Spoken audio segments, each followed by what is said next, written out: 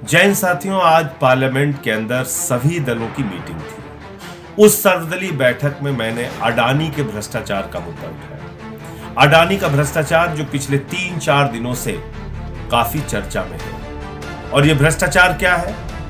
अडानी जो नरेंद्र मोदी जी के करीबी मित्र माने जाते हैं, जिनको मोदी सरकार ने पोर्ट दे दिया, एयरपोर्ट दे दिया, माइनिंग दे दी, जिसको मोदी सरकार ने सीमेंट की फैक्ट्रियां दे दी, जिसको मोदी सरकार ने बिजली के ठेके दे दिए, पानी के ठेके दे दिए, यानी कि सब कुछ उसके नाम पर नीलाम करते जा रहे हैं। उस अडानी ने एक ऐसा फाइनेंशियल फ्रॉड किया, एक ऐसा वित्तीय भ्रष्टाचार किया है जिसको आप सुनेंगे तो हैरान हो जाएंगे।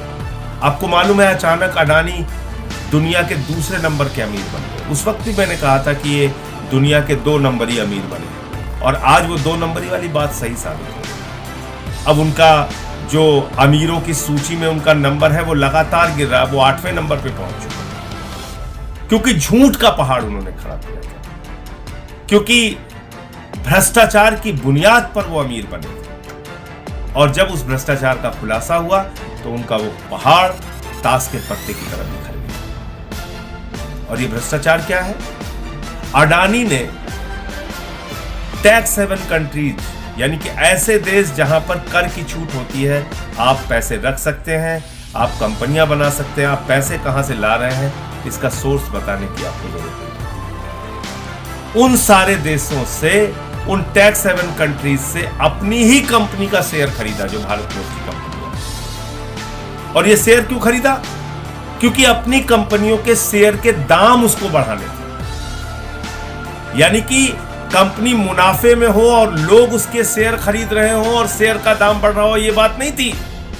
अपने शेयर का दाम फर्जी तरीके से बनाने के लिए फर्जी कंपनियां विदेशों में खोली गई, और मॉरिशस जैसे देश से, एंटीगुआ जैसे देश से, वहां से कंपनियां बनाकर अपने ही शेयर खरीद के शेयर के दाम बढ़ाए गए। अब आप पूछेंगे, अपनी कंपनी का शेयर का दाम बढ़ा के उसको क्या हासिल हुआ?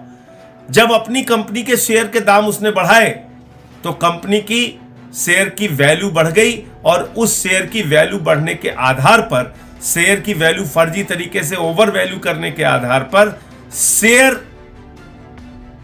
के नाम पर लाखों करोड़ रुपए का कर्जा बैंकों से उसने उठा लिया। अडानी के ऊपर करीब करीब 2.5 लाख करोड़ रुपए का कर्जा है, और एक पहले भी रिपोर्ट आ चुकी है कि 74,000 करोड़ रुपए भारत सरकार, यानी कि नरेंद्र मोदी जी की सरकार, उसकी माफ कर चुकी है। अपनी कंपनी के शेयर के दाम बढ़ाकर, फर्जी तरीके से दाम बढ़ाकर, LIC से, SBI से, जहां पर जनता की गाढ़ी कमाई का पैसा जमा होता है, वहां से लाखों करोड़ रुपए का कर्ज ले लिया। LIC को निर्देश दिया भारत की सरकार ने कि अडानी के शेयर खरीदो। और आपको मालूम है LIC ने कितना शेयर खरीदा है अडानी का? 87,000 करोड़ रुपए का शेयर खरीदा है। इसी प्रकार से हजारों करोड़ का कर्ज SBI ने दिया है और तमाम बैंकों ने दिया है। तो आप कल्पना कीजिए कि कितना बड़ा भ्रष्टाचार है। LIC में लोग अपनी जिंदगी की गाढ़ी कमाई का पैसा लगाते हैं, SBI में लोग अपनी जिंदगी की गाढ़ी कमाई का पैसा जमा करते हैं। क्या नारा है LIC का? जिंदगी के साथ भी और जिंदगी के बाद भी। यानी कि ईश्वर ना करे कि आपके साथ कोई दुर्घटना हो जाए तो आपके परिवार का सहारा बनेगा LIC। आपकी बेटी का सहारा, आपके बेटे का सहारा, आपके बच्चों का सहारा, आपके परिवार का सहारा बनेगा LIC। आज उस LIC को एक व्यक्ति ने डुबो दिया, अडानी ने। और अब वो क्या कह रहा है? आज बड़ा हास्यास्पद तर्क आया उसका। उसने कहा हिंडनबर्ग की रिपोर्ट राष्ट्रवाद पे हमला।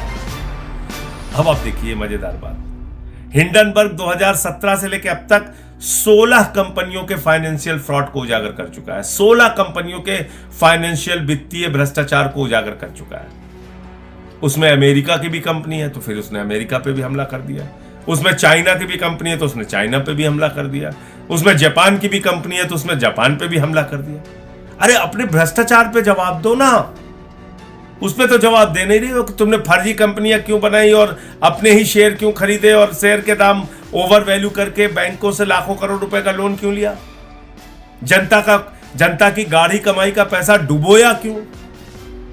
किसी ने अपनी बेटी की शादी के लिए पैसा जमा किया था, किसी ने मकान बनवाने के लिए पैसा जमा किया था, किसी ने छोटे मोटे रोजगार शुरू करने के लिए पैसा जमा किया था। वो सारा पैसा तुमने डुबा दिया। उस पे जवाब दो। अब कह रहे हो राष्ट्रवाद पे हमला है, यानी कि भारत राष्ट्र के करोड़ों लोगों का लाखों करोड़ रुपए लूटकर अडानी आप राष्ट्रवाद की बात कर रहा है। भारत राष्ट्र के लाखों करोड़ की संपत्तियां औने पौने दामों में लेकर उन सरकारी कंपनियों को बर्बाद करके अब अडानी राष्ट्रवाद की बात कर रहा है। तो इस राष्ट्रवाद के नारे के पीछे तुम्हारा भ्रष्टाचार छुपेगा नहीं, क्योंकि इसी भारत राष्ट्र के करोड़ों लोगों को तुमने लूटा है। और इसलिए मैंने भारत के प्रधानमंत्री को चिट्ठी लिखी है, सेबी को चिट्ठी लिखी है, income tax department, CBI, ED सबको चिट्ठी लिखी है कि बगैर देर किए अडानी और उसके परिवार का पासपोर्ट जब्त किया जाए। क्यों? क्योंकि पहले भी इस तरह के बड़े भ्रष्टाचार करके 20,000 करोड़ रुपए लेके नीरव मोदी भाग गया, मेहुल चौकसी भाग गया, 10,000 करोड़ रुपए लूट के विजय माल्या भाग गया, 3,000 करोड़ लूट के ललित मोदी भाग गया, 6,000 करोड़ लूट के नितिन संदेशरा भाग गया। ऐसे तमाम लोग इस देश की जनता की गाढ़ी कमाई का पैसा लूट के भाग चुके हैं। इसलिए बगैर विलंब किए इसके पासपोर्ट, इसके परिवार के पासपोर्ट जब्त किए जाने चाहिए और इसके खिलाफ कार्रवाई होनी चाहिए। कहां सो रही है सेबी? कहां सो रही है ईडी? कहां सो रही है सीबीआई? कहां सो रहा है इनकम टैक्स डिपार्टमेंट? विपक्ष के नेताओं पे कार्रवाई करनी हो तो गर्दन दबाने चले जाते तुरंत। इतना बड़ा भ्रष्टाचार का खुलासा हुआ, अभी तक कोई कार्रवाई नहीं हो रही इन लोगों पे। अडानी के पूरे ग्रुप पे कहीं कोई कार्रवाई नहीं हुई। क्यों? क्योंकि ये भारत के प्रधानमंत्री के सबसे करीबी मित्र हैं। अपने इस करीबी मित्र को नरेंद्र मोदी जी ने 2.5 लाख करोड़ रुपए का कर्जा दिया है, 74,000 करोड़ रुपए माफ किया है अपने इस मित्र का। आप कल्पना कीजिए, आपको अगर नौकरी देने की बात आती है तो कहते हैं -20 डिग्री टेम्परेचर में देश की सेवा करो और 4 साल के बाद रिटायर होकर दर की ठोकरी खाओ, अग्निवीर बनो। और आपके लिए रोजगार नहीं, आपके लिए दवाएं नहीं, आपके लिए दूध नहीं, आटा दाल चावल सब नहीं, लेकिन एक अडानी के नाम पर पूरा देश गिरवी रखने को तैयार है सरकार। इसलिए आज मैंने सर्वदलीय बैठक में मांग की है इन मुद्दों के ऊपर सदन में चर्चा कराई जाए और अडानी का जो भ्रष्टाचार है उसके बारे में सरकार जवाब दे।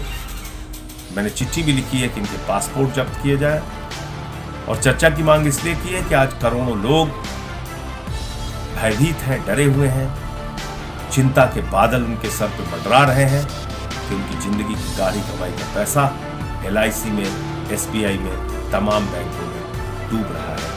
सरकार से